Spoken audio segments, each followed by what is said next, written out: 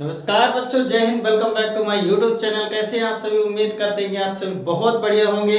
तो चलिए, आज की कहानी हमारी पंडित बद्री प्रसाद हर हर भोले जी की होने वाली है कि आखिर उन्होंने कौन से मंत्र फूंके थे और ये प्रश्न कैसे सॉल्व होने वाले हैं। जरूर उनका मंत्र बहुत बढ़िया था। अगर आपने अभी पंडित बद्री प्रसाद हर हर भोले जी का मंत्र नहीं देखे हैं तो पार्ट नंबर 1 आप जरूर देखें। डिस्क्रिप्शन बॉक्स में आपको उसका लिंक मिल जाएगा।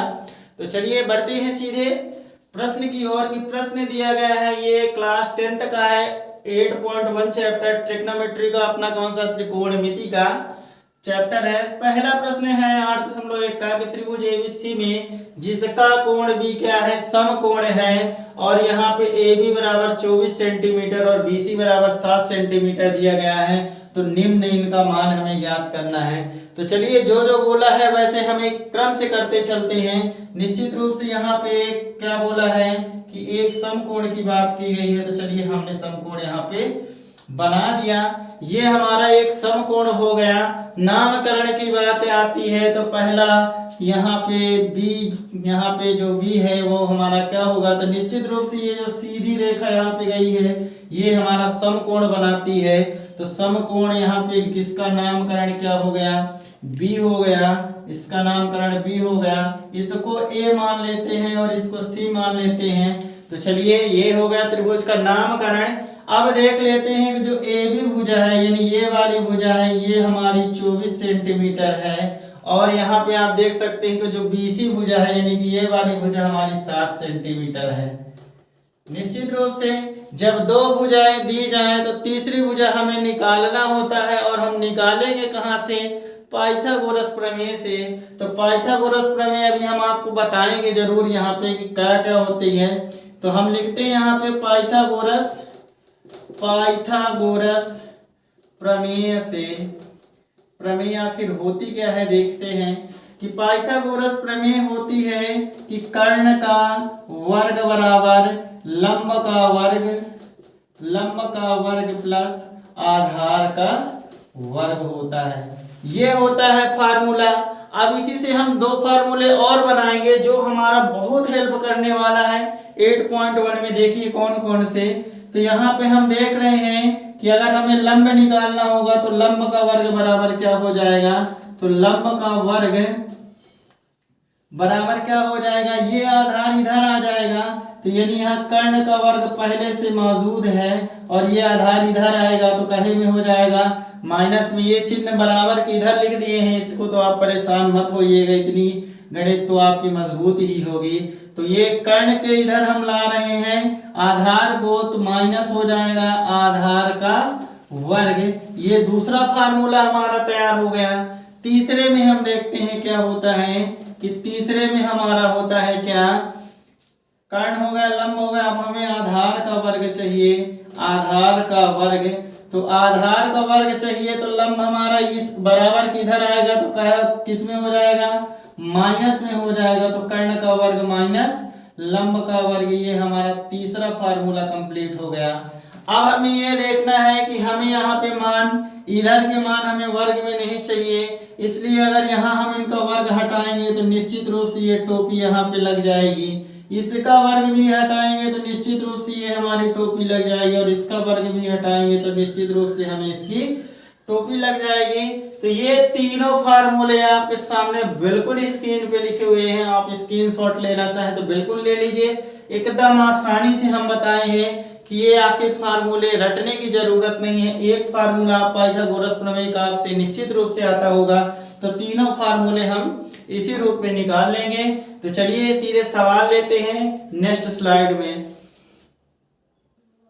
चलिए अब इस प्रश्न को हम हल करते हैं। हम देख रहे हैं, हम लास्ट वीडियो में आपको पंडित जी ने बताया था, हमने नहीं, पंडित जी ने अपने सूत्र में बताया था कि ये समकोण यहाँ पे बनता है, उसके सामने की भुजा हमारी फिक्स है कि उसके सामने की भुजा हमारी क्या कहलाती है, कर्ण कहलाती है।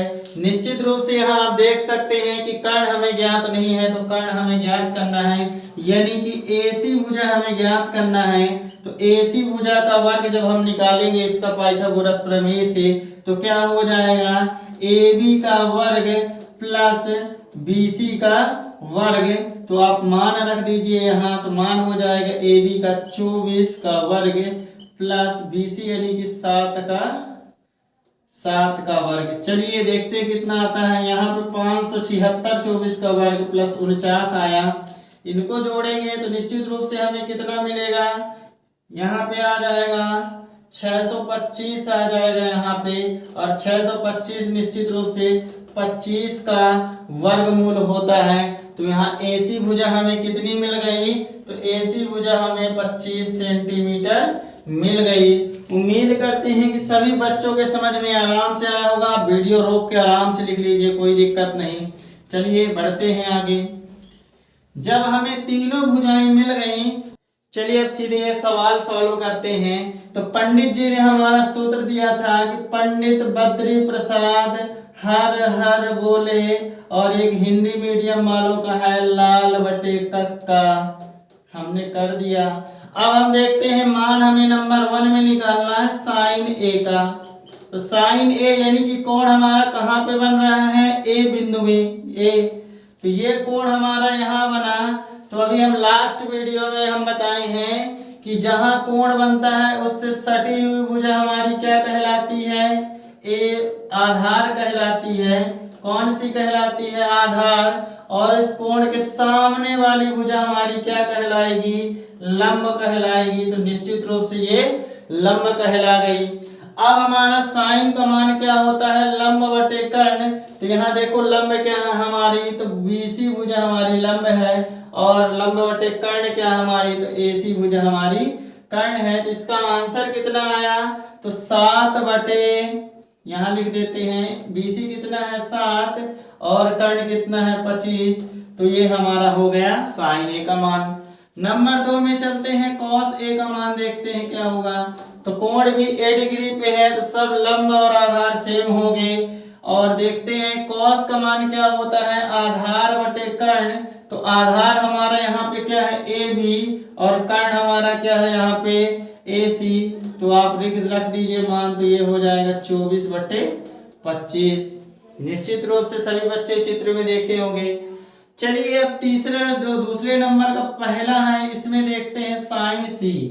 साइन C की बात की गई है। याद रखें सभी बच्चे, सबसे जरूरी रखने वाली बात ट्रिग्नोमेट्री में अगर है तो यही कि कोण आखिर बनता कहाँ पे है। तो यहाँ देखिए साइन C की बात की गई है, यानी कि अब ये कोण यहाँ न बन के ये कोण अब यहाँ C पे बन रहा है। बन रहा है ना C पे, बिल्कुल बन रहा है।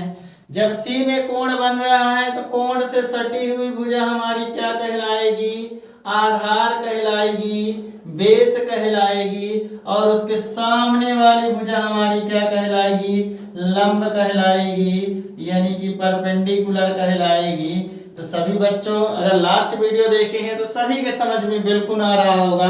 तो चलिए साइन C का मान क्या होगा, यहाँ यही बताना है। तो साइन का क्या होता है, लंब बटे कर्ण।